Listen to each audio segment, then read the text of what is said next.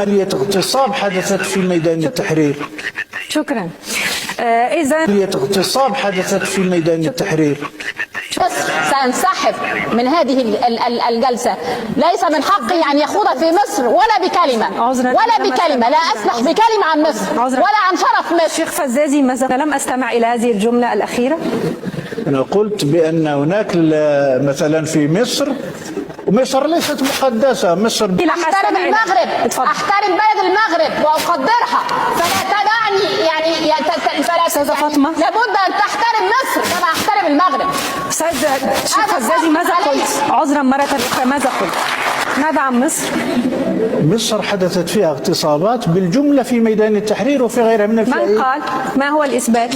الإثبات الصحافة المصرية نفسها. لابد أن لديك دليلا، لابد أنك كنت مشاركا في أمور كهذه.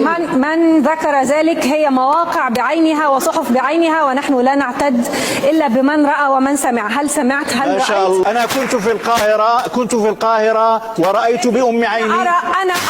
أنا أرى أن لا تخرج عن الموضوع مرة أخرى، وإلا سأضطر أنا شخصيا إلى أن أعترض على كل كلمة بشكل عملي. إذن لا يجوز ولا يليق بأي شخص ينتمي إلى أي جنسية عربية أن يتحدث ولو بكلمة عن دولة أخرى، وخاصة إن كانت دولة لم تمس هذه الدولة بسوء وأن أهلها حاضرون هنا، فأي مساس لا يمكن إلا أن يرد. شكرا جزيلا. لحظة. لماذا يمس بأفغانستان؟ لماذا يمس بأفغانستان؟ لم يكن أفغانستان أرض واحد. تكلمت عن إحصائية دولية، إحصائية علمية. وأنا أتحدث عن هذا الشيء يجرني الكلام عن المغرب، ولن أزل بلساني وأتكلم عن المغرب، لأنني أحترم هذه البلد. عليه احترام مصر احترمها العالم.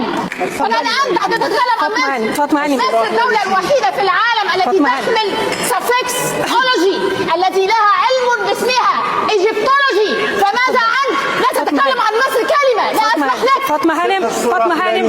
لن أكمل هذا الحوار قبل أن يسحب كلمات عن مصر. فقه الصراخ لا يفيد. تفضلي فاطمة هانم.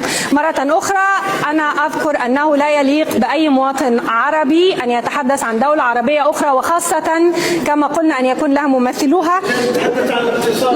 لو سمحت شيخ فزازي، أرجوك أنا أتحدث إليك الآن بالعودة مرة أخرى. والجنس كل ما يملأ رأس هذا الشيء. هذا شيء مبادرة مناظرة تتحدث منذ البداية عن شيء اسمه اعتذاره أو انسحابي. ما زلت أنتظر اعتذاره عما خاض فيه في مصر يوم القيامة إن شاء الله. لا تحترمون مصر، فلماذا يعني تستخدمون ضيفة من مصر؟ ولا تحترمون دولتها؟ فاطمة هانم اتفضلي.